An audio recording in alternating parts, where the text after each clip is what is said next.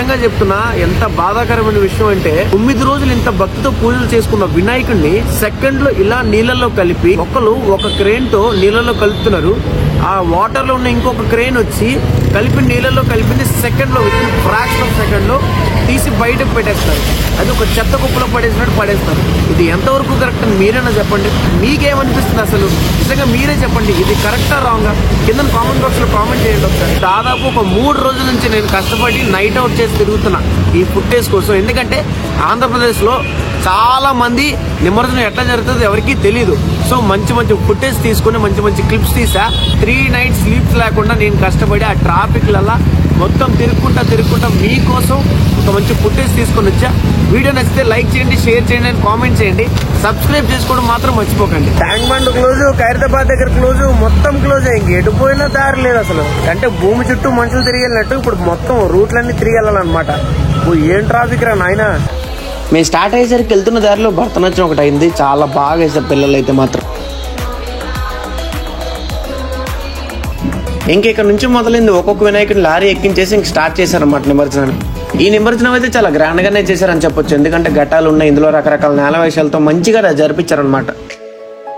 ఈ నిమజ్జనానికి అయితే జనాలు మామూలుగా రాలేదు. చిన్న నుంచి పెద్ద వరకు రాత్రి 1 గంట అయినా 2 అయినా కానీ పొలవమని వస్తూనే ఉన్నారు, వస్తూనే నిమజ్జనం చేస్తూనే ఉన్నారు. అలా క్రెయిన్ ప్లేట్ లో నిమజ్జనానికి తీసుకెళ్తుంటే చాలా బాగుంది కదా వినాయకులందరినీ చూడడానికి.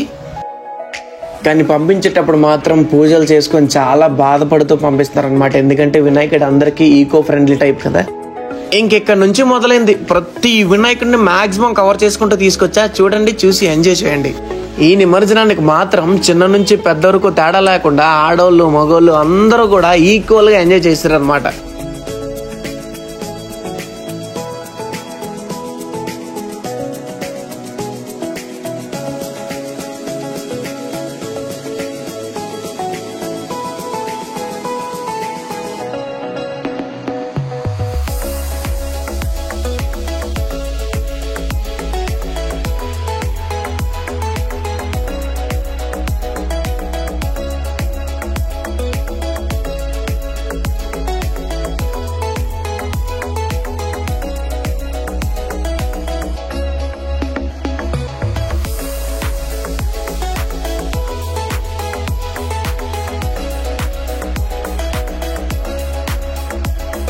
నేను తీసిన ఫుటేజ్ లో నాకు నచ్చిన చాలా వినాయకులు ఉన్నాయి.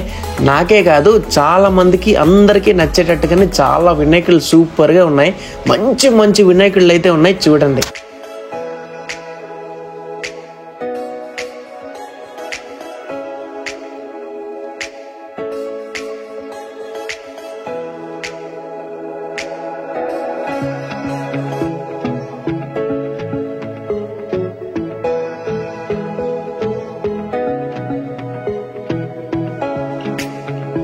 నేను వెళ్తున్న దారిలో చాలా వినాయకుల దగ్గర చాలా మంది డాన్స్లు వేస్తున్నారు కదా. జస్ట్ నేను నార్మల్ చేయలేపి ఇట్లా ఇలా వేస్తుంటే చాలు, వాళ్ళు కూడా చూసి ఇంకా ఎంజాయ్ చేస్తున్నారు అనమాట.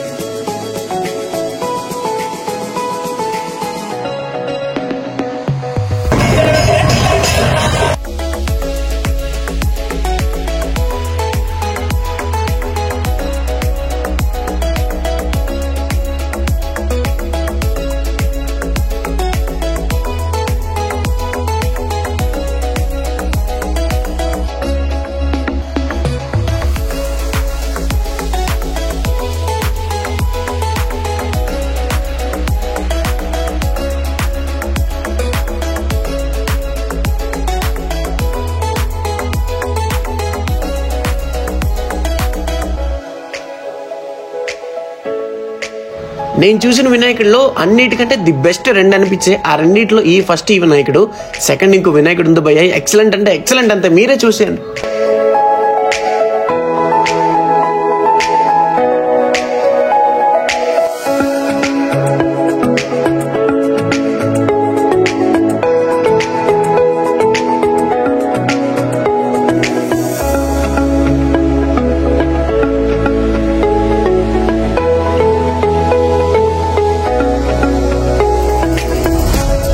ఈ ఇప్పుడు దాకా నేను తీసిన ఫుటేజ్ మొత్తంలో దగ్గర 100 నుంచి 150 వరకు వినాయకులు ఉంటాయి.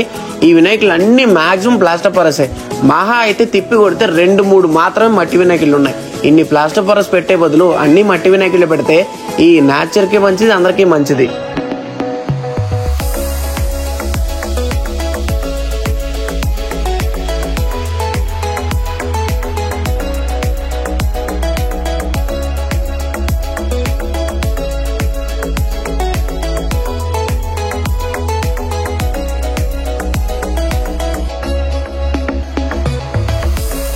వెళ్ళేదారిలో స్ట్రైట్ వెళ్ళిపోతే దగ్గర ట్యాంక్ బండ్ దగ్గర టర్నింగ్ అయ్యేటప్పుడు క్లోజ్ చేస్తారు. ముందుకు వచ్చిన తర్వాత ఖైరతాబాద్ దగ్గర క్లోజ్ చేస్తారు.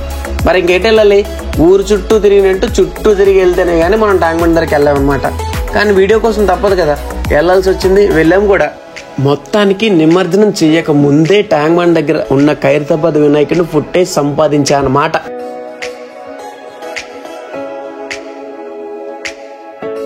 హైదరాబాద్ మొత్తం ఒక ఎత్తు అయితే ట్యాంక్ బండ్ దగ్గర ఖైరతాబాద్ దగ్గర ఉన్న వినాయకుడు ఒక ఎత్తు అనమాట.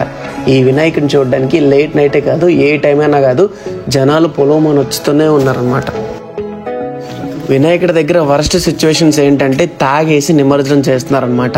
ఆ ట్యాంక్ బండ్ దగ్గర కొన్ని లారీల్లో తీసిన ఫుటేజ్ మీరే చూడండి. కుర్రోళ్ళు, ఏజ్ లో ఉన్నోళ్ళు ఎలా తాగి చిందలేస్తున్నారు.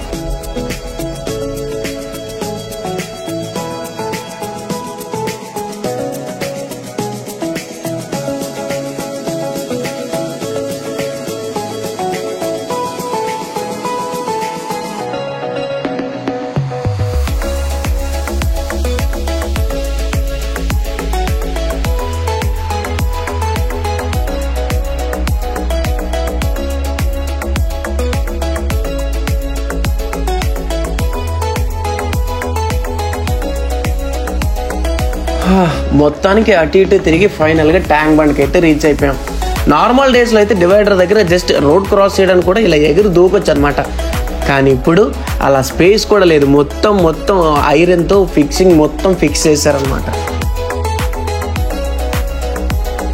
ఇంకా స్టార్టింగ్ నుంచి మొదలయ్యే లైన్ గా క్రేన్సే వినాయకుని నడపడానికి.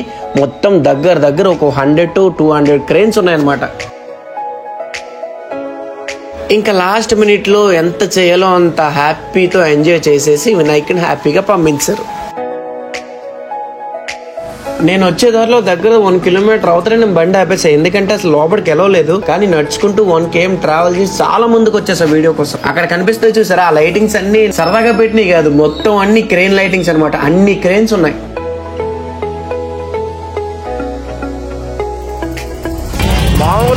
మామూలు లేదు, జనాలు అసలు చాలా టూ మచ్ దారుణంగా ఉన్నారు. అక్కడ స్ట్రైట్ గా కనిపిస్తున్నారు కదా, అదే క్రెయిన్ అనమాట. ఆ క్రెయిన్ కున్న ఆ తాడులన్నీ వినాయకుడికి కట్టేసి అక్కడ నుంచి లిఫ్ట్ చేసి డైరెక్ట్ గా నీటిలో నిమజ్జనం చేస్తారనమాట. చిన్న వినాయకులు మహా అయితే 10 to 20 minutes లో అలా స్లైడ్ అయ్యి వాటర్ లోకి వెళ్ళిపోతారు అనమాట. కానీ పెద్ద వినాయకులు అలా కాదు కదా. పెద్ద వినాయకుడు స్లైడ్ అయ్యి వాటర్ లోకి వెళ్ళిపోవడానికి మినిమం 1 to 2 hours పడుతుంది అనమాట. అక్కడ అంత అందంగా నిమజ్జనం చేస్తున్నారు కదా. మరి ఇక్కడ చూడండి, అదే బాధాకరమైన విషయం అనమాట. నీటిలో పడేసిన ప్లాస్టర్ పరస్ వినాయకులన్నీ తీసుకొచ్చి పక్కన చెత్త కుప్పలో పడేసినట్టు పడేస్తున్నారు.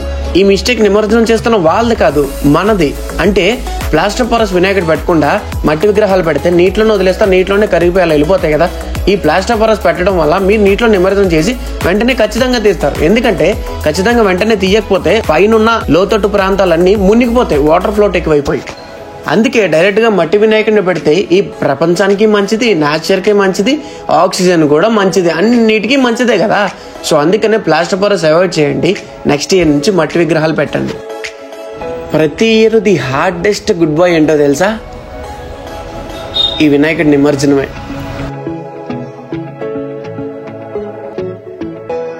వీడియో నచ్చితే లైక్ చేయండి, షేర్ చేయండి, కామెంట్ చేయండి అండ్ సబ్స్క్రైబ్ చేసుకోవడం మాత్రం మర్చిపోకండి. And thank you. నెక్స్ట్ వీడియోతో మళ్ళీ కలుద్దాం. అంటే tata, see you, bye bye.